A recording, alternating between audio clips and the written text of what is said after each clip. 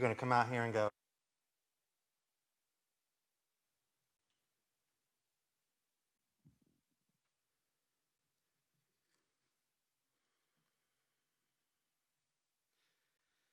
Good afternoon, everyone. As we enter the 6 months since the U.S. first reported cases of COVID-19, the country has seen more than 3 million confirmed cases and over 130,000 deaths. Washington County saw our first confirmed case on March 21st, and since then, confirmed cases in the county have risen to 731, and sadly, 29 deaths. Overall, the age groups with the most cases are 20 to 29, 30 to 39, 40 to 49, and 50 to 59. These groups combined are 63% of our total cases. However, since the stay-at-home order was lifted on May 15th, our largest case growth is among those under the age of 30. Overall, the distribution by gender is 52% male and 48% female. 6 months ago, none of us could have imagined how our world and our lives would be thrown into turmoil by this new virus. The pandemic has brought out the best and the worst in humanity. All over the United States, we have seen heartwarming acts of resilience, inventiveness, solidarity, and kindness. But we have also seen concerning signs of stigma, misinformation, and divisiveness. Washington County's response to this public health emergency continues to be coordinated through the Emergency Operations Center. This group of dedicated professionals is committed to the health and safety of every resident of our county. The EOC is working in close coordination with the Maryland Department of Health, the Maryland Emergency Management Agency, Meredith Medical Center, and other state and federal partners. Critical areas of focus for the EOC have been establishing a unified incident command structure designed to enable effective and efficient response management, establishing plans to address COVID-19 related needs, namely hospital surge and testing needs and recovery, coordinating and managing resource requests, and establishing a joint information center to provide timely, clear, and consistent messages to the public, stakeholders, and the media. These efforts and the efforts of the community as a whole flattened the curve and have positioned us well. This is a moment for all of us to reflect on the progress that we have made and the lessons we have learned, and to recommit ourselves to doing everything we can to save lives. The transmission of COVID-19 remains a significant threat to the health and safety of Washington County residents. Although Washington County has not been impacted as gravely as other areas of Maryland and the United States, we have taken notice of slight upticks in a few of our key indicators. As expected, our new infections have continued to rise, but not without any significant spikes or anything concerning, just a steady rise. However, our positivity rate, which is the percentage of specimens that test positive, has begun to rise slightly. Positivity for Washington County was 4.7% in early June and steadily declined to 1.4% on July 5th. As of today, it has unfortunately increased to 2.9%. Additionally, our effective reproduction number, or R value, is currently 1.02. This value signifies the average number of people that one infected person will pass the virus to. Simply put, the value is an indicator of how many people one infection or one infected individual will spread it to. Early on in the virus, it was 2 to 3. And this value, even at a level that is slightly higher than 1, indicates that there's continued viral spread, which could lead to an exponential growth in cases. We need to get this number under 1. We have already learned a lot about this virus, and although there's still a lot we don't know, we do have effective measures to implement.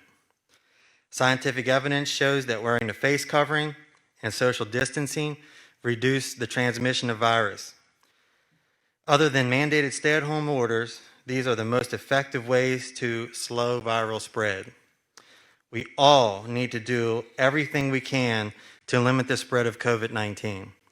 Until we have a vaccine and expanded treatments, wearing a face covering and social distancing are key and critical measures. Pandemic fatigue is real. We all know this, and the frustration is understandable.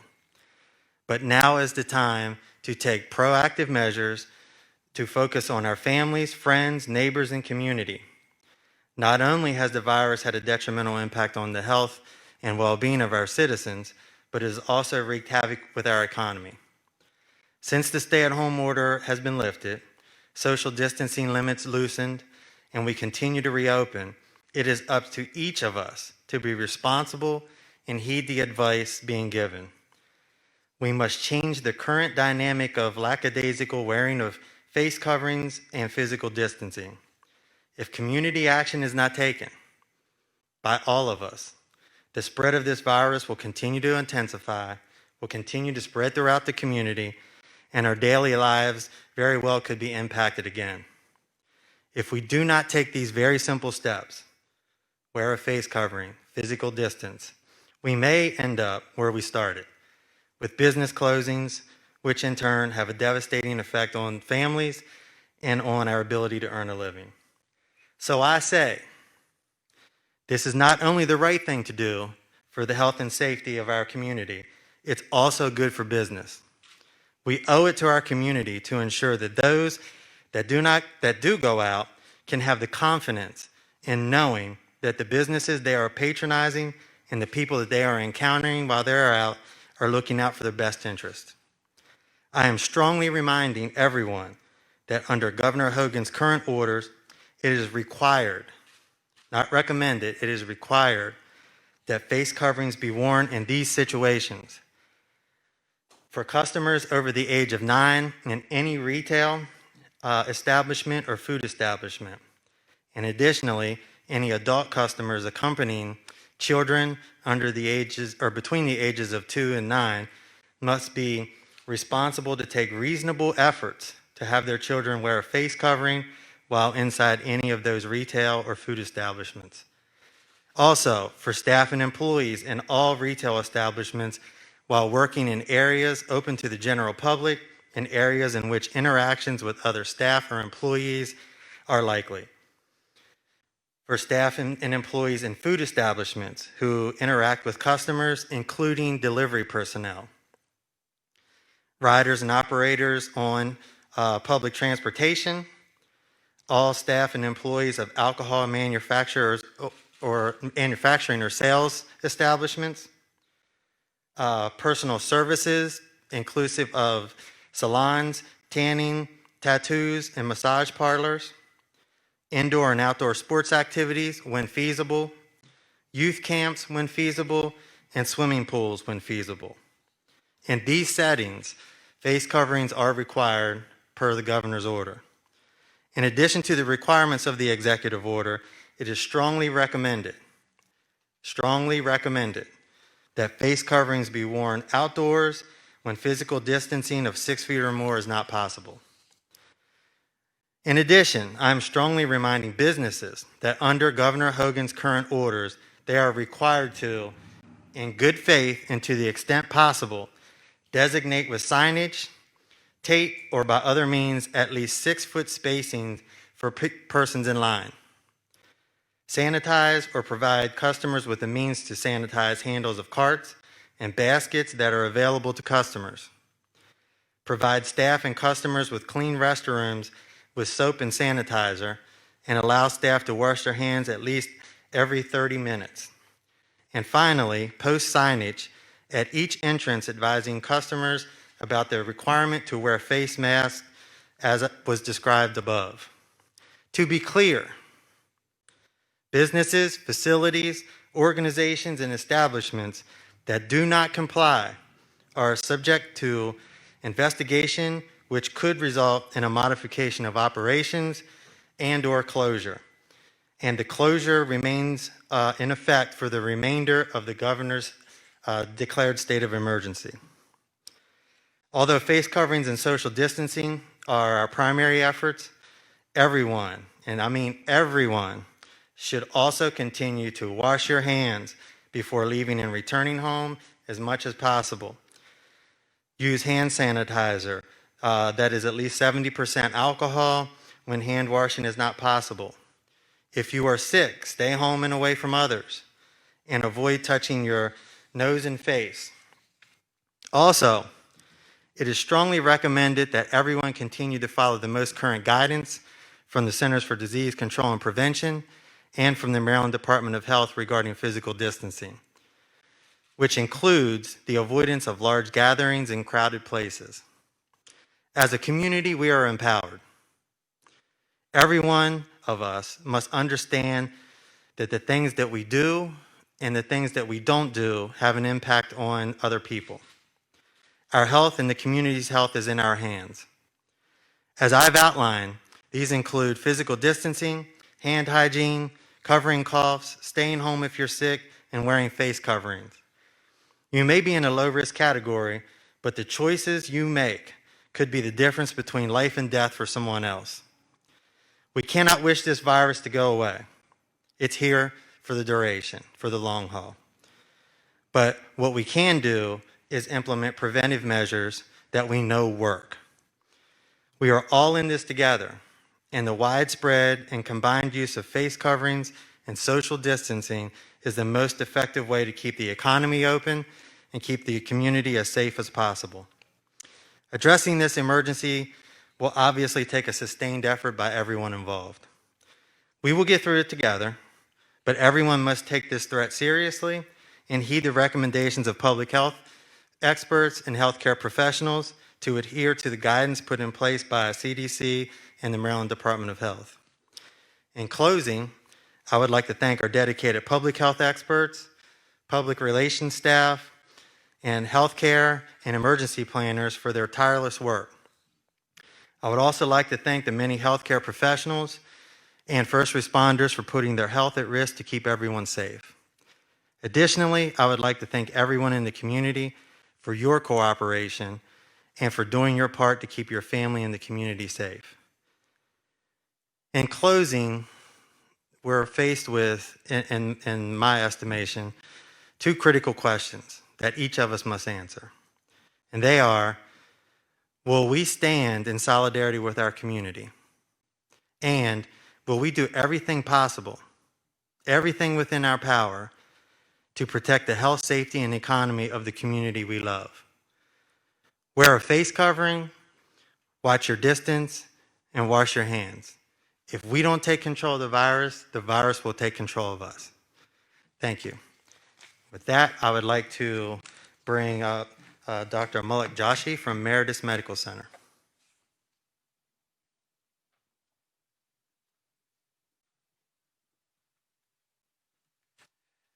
Thank you very much, Earl. Good afternoon, everybody. I want to first just say thank you to Earl Stoner, the Health Department, and the county for their incredible leadership during this pandemic time.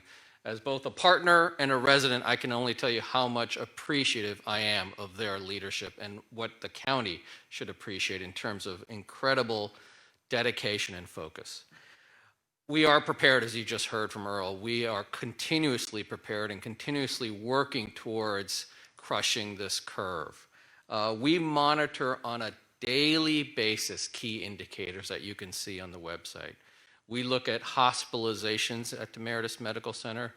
We look at people in the ICU. We look at those on ventilators. We look at deaths. And we monitor our personal protective equipment supplies so that we can keep everybody safe, our healthcare heroes and our patients. So far, we've done really well as a community. We've been in the green mostly, with some yellows that we monitor very, very closely. But it's an ongoing daily focus to ensure we have the PPE and ensure that we're taking care of everyone that we see. Testing, as you all know nationally, is a major issue, both from all of our perspectives. Providing frictionless, easy access to testing to the members of our community is absolutely critical to know the prevalence of COVID-19 and how we can control any spread. We have, as a county, done over 20,000 COVID-19 tests. That is one of the highest in the state of Maryland of any county based upon population size. We have a low prevalence rate, but everything that is happening nationally has impacted us. As you all read about supplies and the challenges we have, that impacts us locally as well. So as you know, testing has become a mainstay, but has also increased dramatically. We have in our one site in Creighton Boulevard gone from about 100 to 200 tests a day to over 300 tests a day now. So we continue to look at ways to streamline the process, make it easier, and make it convenient for our community members. And we appreciate all of you as we work through these issues with the national impact on our supply disruption. Finally, as Earl said, I cannot say enough about staying vigilant. Wash your hands, wear a mask, and social distance. These are the three knowns that will get us to where we need to beyond this pandemic. I want to say thank you again to the county, to our healthcare heroes. And as Earl said really well, there are a lot of unknowns with COVID-19, and we will have those, but we are prepared as a community in partnership with all the key players to make sure we are ready and proactive in addressing those issues. But the knowns we do know, and those are wash your hands, wear a mask, and social distance. We as a community must be vigilant in doing those three things. Those are the preventive bundle to get us to where we need to. So I appreciate the opportunity again. Thank you to the county, and thank you to all our residents to say keep doing what we're doing in terms of those preventive measures. I'll now turn it over to Susan Small, Director of Business Development for Washington County.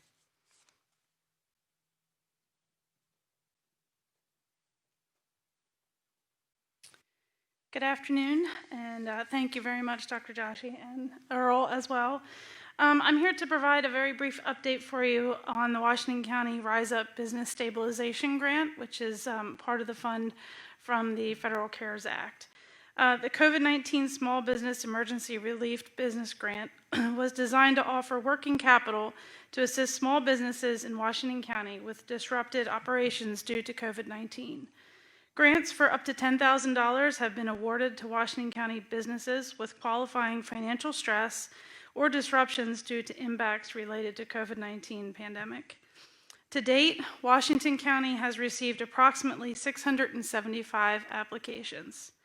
Of those received, we have been able to review and approve over 375 of those, totaling more than $4.2 million in grant awards. Many applications received are still in process, as the total funding was $8.96 million. So if you have applied and you haven't received an award letter, we just want to thank you for your patience, as it does take a little time to get through the process, but you are more than welcome to reach out to us anytime at riseup@washco-md.net. We will continue to accept applications through July 20th, and you can find the application along with guidelines and an informative FAQ sheet on our website at washcorises.net. I also want to take a brief moment to thank our businesses in the county who have continued to be proactive to take the necessary steps to protect their staff, their customers, and themselves during the recovery phase. We understand that these are very trying times, and the Washington County Department of Business Development is committed to working closely with our businesses, our business partner organizations, and the health department to stabilize our local business community. Please continue to protect yourself and those around you by practicing proper social distancing, wearing masks, washing hands, as we continue to make the economic and health recovery in Washington County. Lastly, I just want to make everyone aware that we have signs available. You can download them, print them, hang them on your door for businesses, for your customers, showing exactly before you enter what your occupancy levels are and proper sanitation. So if you'd like, you can reach out to us. We're happy to print them and deliver them to you if you need them for your business. Again, thank you so much, and thank you.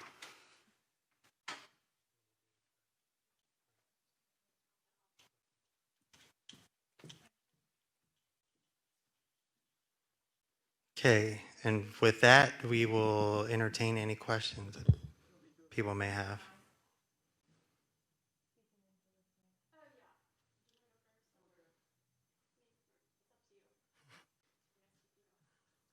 Julie Green with the Herald Mail. You mentioned a whole bunch of rules, situations in which people have to wear masks. Are there specific things you're seeing in the community that you find worrisome? The biggest is that we see a large number of individuals who aren't wearing a mask at all, and a pretty significant amount of individuals who are wearing the mask incorrectly. You have it's not a chin strap, it's a face mask, and it needs to go over your nose and also cover your mouth. They're the two biggest things. Okay. Are there been any gatherings or events that have given you pause or led to known COVID spread in our community? We aren't aware of any large gatherings that have been connected with any cases or any clusters. To be quite honest and candid with you, any large gathering gives me pause at this point. Obviously, we don't have a gathering restriction per the governor any longer, and it's still critically important that people, if they can, avoid large gatherings, appropriately physical distance, and try to avoid crowds. But any large gathering gives me pause at this point. How are you defining large gathering? Anything really significant. I mean, I can't necessarily put an actual number on it, but when you're looking at large gatherings for events, people going out to festivals, people going out to any carnivals, anything of that nature. Have you had to modify or close any businesses or facilities at this point? We have not had to modify or close any businesses to this point. We've had one business voluntarily closed that we had been working with. Which was that? Hagerstown Speedway. Okay. Can you give us an update, or maybe Mr. Joshi, on the status of PPE for public health in the community, such as Meredith's network and first responders? Just the supply situation? In particular, specific to the community, I mean, PPE has been and continues to remain sort of like one of the, I wouldn't say obstacles, but one of the sort of supply chain issues that we face in this response. From the standpoint of having sufficient amount of PPE for the community's perspective, if you're looking at it from a week or two supply, we're fine. And we have continued to maintain that.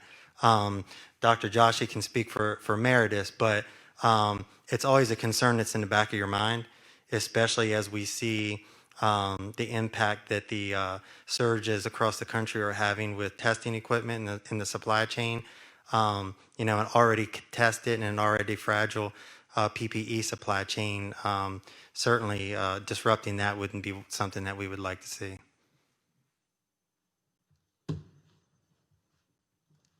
Thank you, Earl. Yes, absolutely. It is a constant concern. We are in the green and have enough for a couple of weeks in every major supply, but it's something we work on every single day, and our national system is fragile, and so we are constantly trying to secure more across the board, from gowns to gloves to cleaning solutions, everything. But your staff has enough.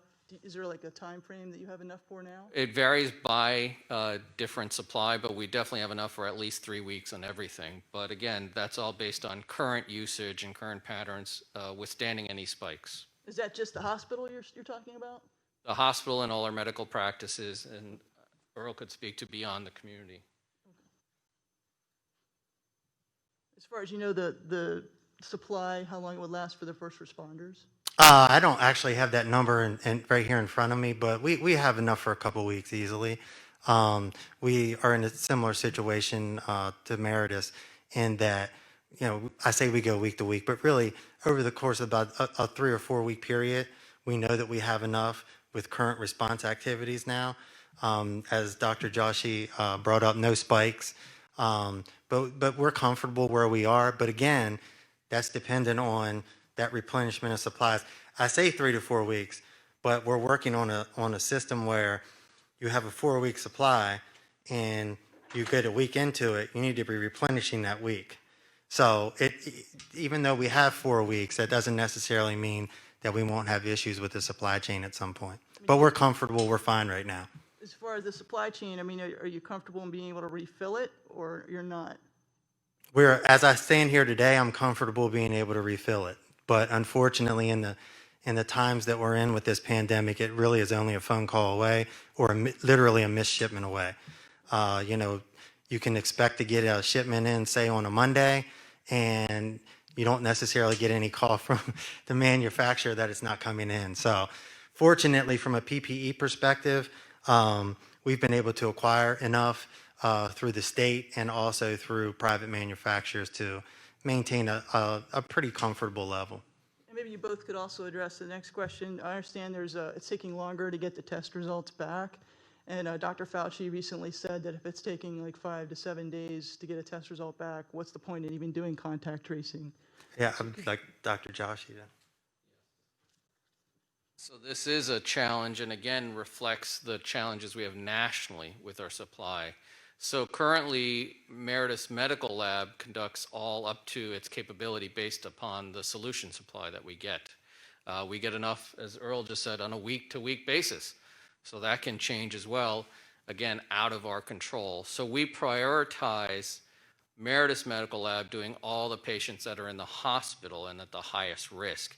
Other tests are being sent out now to a third-party lab. Previously, their turnaround times were 3 to 5 days. They're now upwards of 10 days. And again, out of our control, but we continue to stay focused on that. We want to provide easy access to the test. The results is a challenge. And you don't see a solution to that in the near future? The federal government, everybody's trying to work on a solution. You know, as you probably have seen nationally, there are 10, 12-hour waits to get this. We don't have that, but it is a challenge. And I think we're all working on different machines, different ways, but it's being able to get the information, get the supplies, that's the key piece. How long are people having to wait just to get the test? At the Creighton Boulevard, I can say it's been generally an hour, but it's obviously gone up when we have a big bolus of people coming like Monday mornings or other times. We've essentially increased 50% more people getting tests over the last week. Thank you.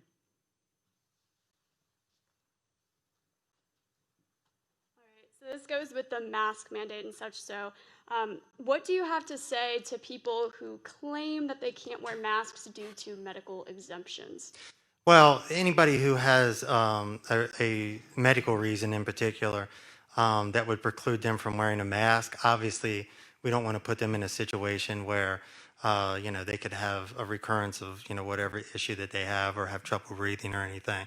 I would say that for anyone that is capable of wearing a mask, it's critical to wear a mask. I should say facial covering, not necessarily just a mask.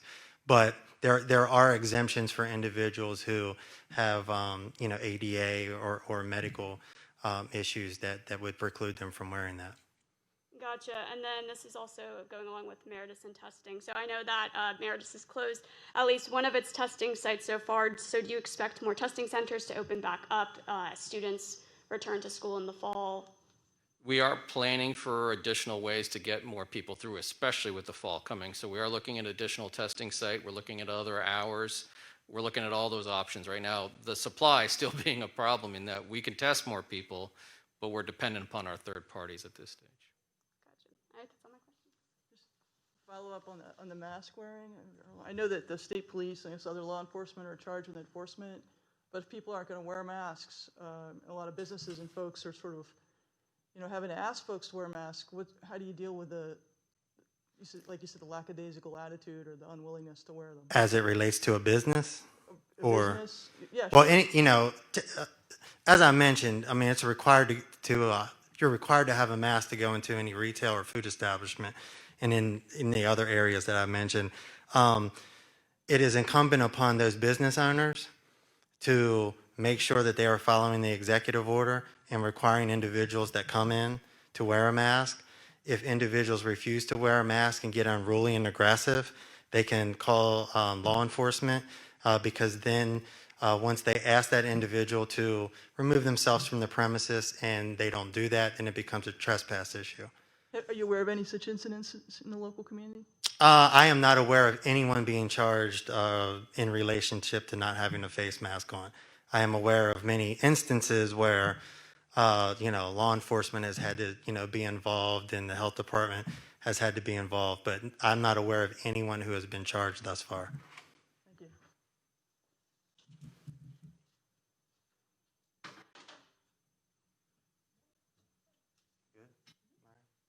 Thank you, guys.